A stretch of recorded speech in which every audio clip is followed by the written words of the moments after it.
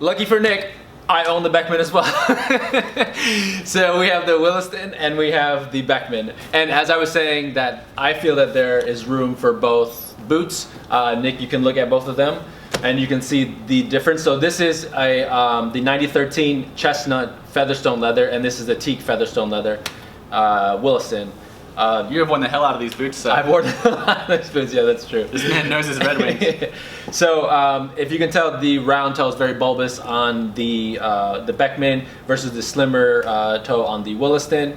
We have a Rochia outsole on here, and then we have the grow cord. So the Beckman is like right between this shoe and the blacksmith, basically, as far as like silhouettes. But better leather though, than I would say, than the the blacksmith leather.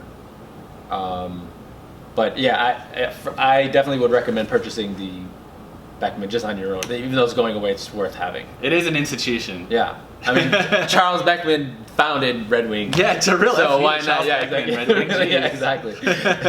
So I know everyone who asks me, oh, should I get this or should I get this boot first? I always say get the Beckman first because it's going away and it actually is worth having. Yeah, Beckman. This is the Williston, you said? This is the Williston, yeah. Beckman versus Williston. That's a good video you should do. I did.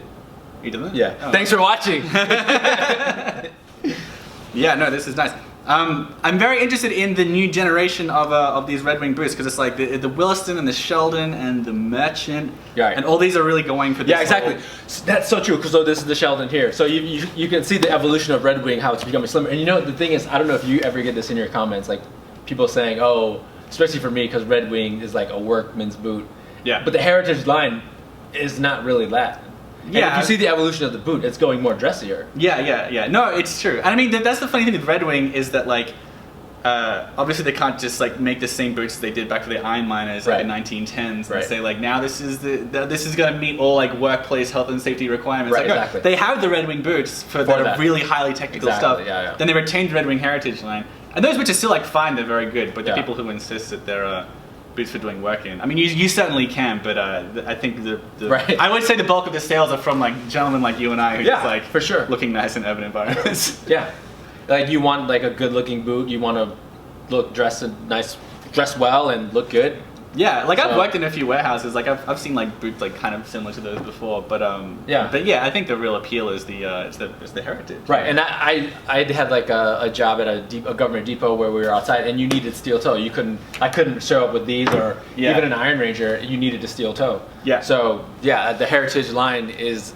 You can ask a Red Wing employee. The Heritage line is not a work boot. Yeah, that's sort of like what's interesting about this whole kind of area of men's fashion. Like it's sort of like the idea, like the point of it is that it doesn't change season by season. Right. You know, like in the whole world of fashion, there's still guys who want to look good, but they don't have to think that much about their clothing. Right. You know, which is sort of where the boots and also like the denim and like the leather jacket. It's sort of, I don't know, grandpa fashion. Like I've been trying to think of like a word for it, but it's the point of it is the guys who want to look good but don't want to have to think about what sort of kind of neon like plaid style is in GQ this month. Like they just want to spend some money on some clothes and look good but not have to think about it ever again after they buy it and not have to replace it like the next year. Yeah. And that's where you get like these obsessions like mine with like really nice boots.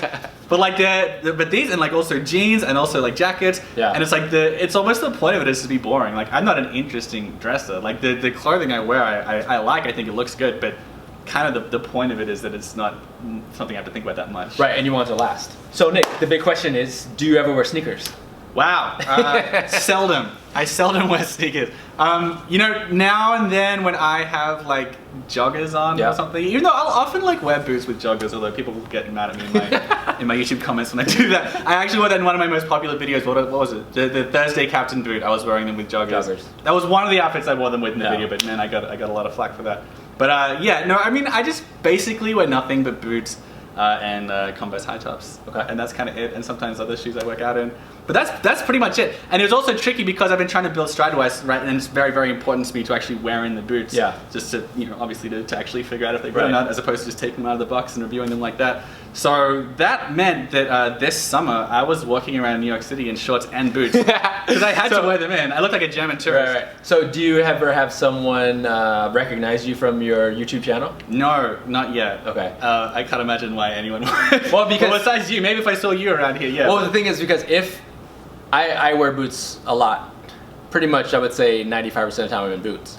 But I think that one time if I'm wearing sneakers, someone will say, "Hey CJ," and I'm like wearing sneakers. They'll be like, "Where are your boots?" And I'm like, "Yeah, that one time that I like wear sneakers to, you know, I don't know, walk the dog or whatever, run out somewhere really quickly. Yeah. I'm wearing sneakers and I get recognized." But yeah, no, I haven't done that. Yeah, I feel like if I ever get recognized, I'll be wearing like socks and flip flops. Just really get in trouble for it. That's funny.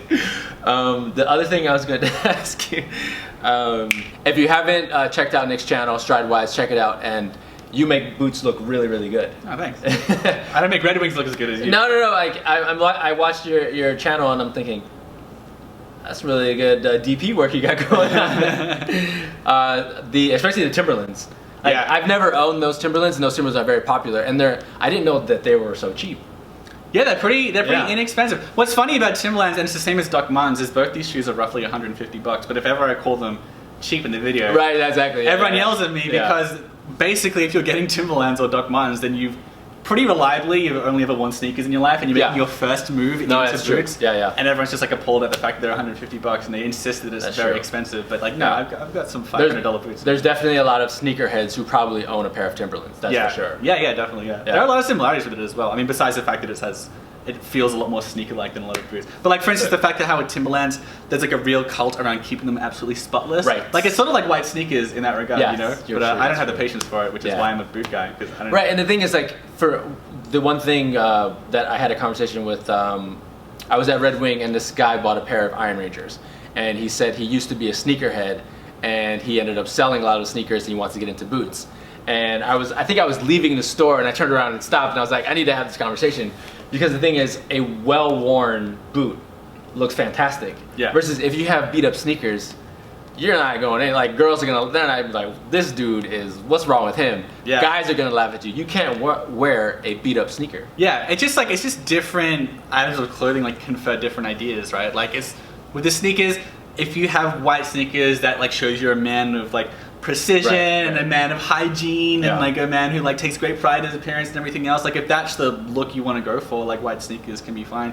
Whereas like with boots, like, I don't know, brand new boots, I'm not a fan of that look. Right. Like, you kind of want to beat them up a bit. Yeah. The idea of like beat up boots is like it's something that is like, I don't really love the words like tough or anything like that, but it's like they've been somewhere. They tell a story. Yeah, they tell a story. Like, you've been adventuring in them, that kind of stuff, and that has a different thing that they can infer. But if you mix those two up, if you get dirty sneakers or very bright boots, it can be. And like I totally get like the sneaker culture. It's 100%. I respect it. I admire people who do that, but to pay a lot for a sneaker to me is kind of like, really? You know, like these are around $400, and I'm sure there's sneakers out there that are even higher, $800. I even had like 2 pairs of $300 Gucci sneakers that I have no idea where they are now. I think I donated them to Salvation Army, they were fabric. You couldn't wear them out in the snow, in the rain or snow. Versus like, you know, you could wear these out in the snow.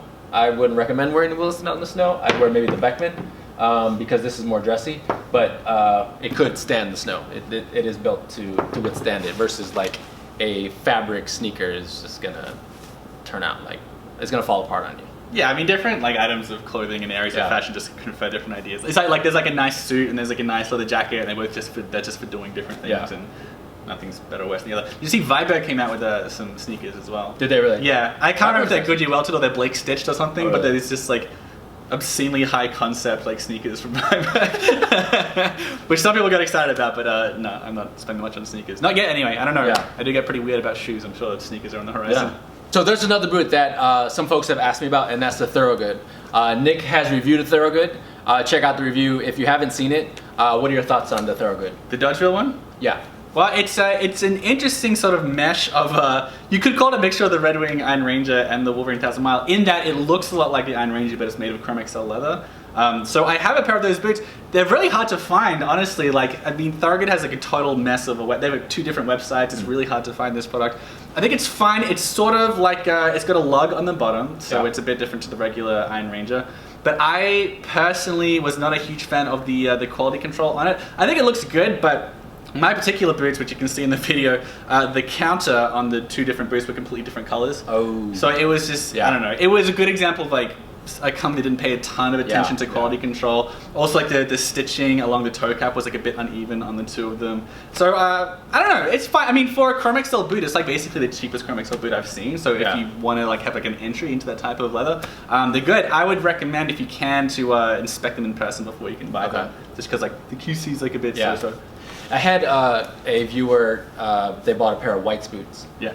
And around the welt, it was wrinkled.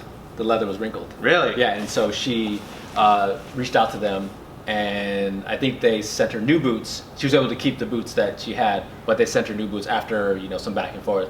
But she was like, I don't think she was very happy with White's boots. And those boots are very expensive. They're very expensive. Yeah. White's are legit. I don't know. I really like my Whites. Yeah. Mostly like the way that they contour the foot, I think, is something that I very rarely encounter with boots of any price point. Yeah. I think they're better than Viberg, but I'm getting in trouble for saying that. Right. But like the arch support, and also like the instep support, and just it cradled my foot very, very nicely. Yeah. I got the waxed flesh, the cinnamon waxed flesh ones as well, which is, it's an unusual leather. I got them because I've got a whole lot of Chrome XL and oil tan leather and stuff. I wanted something a bit different, but I would really like to get a pair of those boots in like a more boring, versatile leather that you can wear, like But as it is, they're tough boots. Yeah, they're expensive though.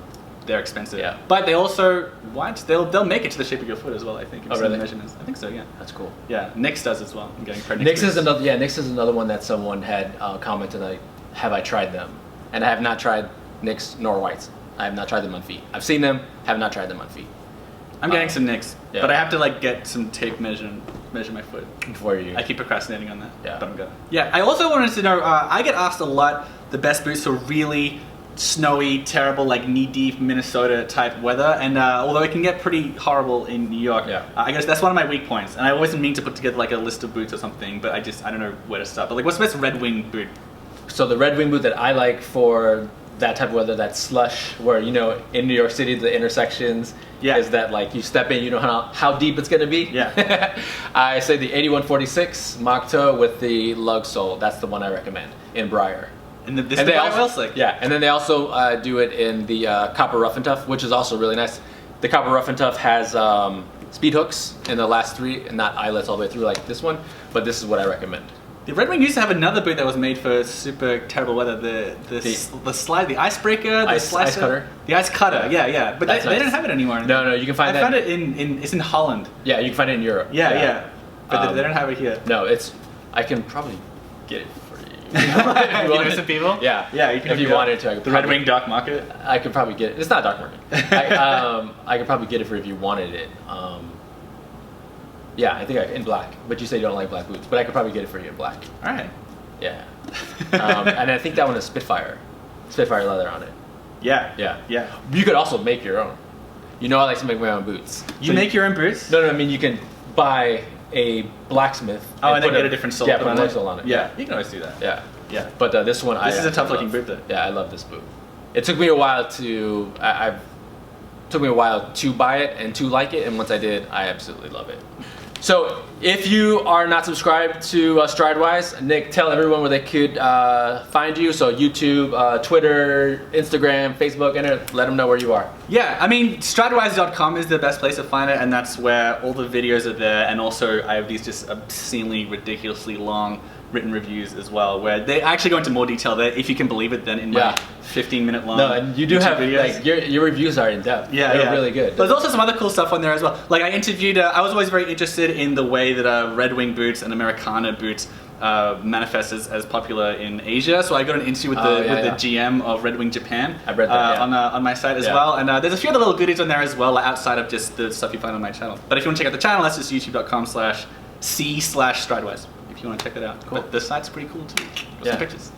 Cool. So Nick, thank you very much. I appreciate you stopping by and chatting with me. So cool to have him here, guys. It's cool to be here, man. Yeah. Thank you so much for watching. We'll see you guys next time. And remember, be a boot. Okay.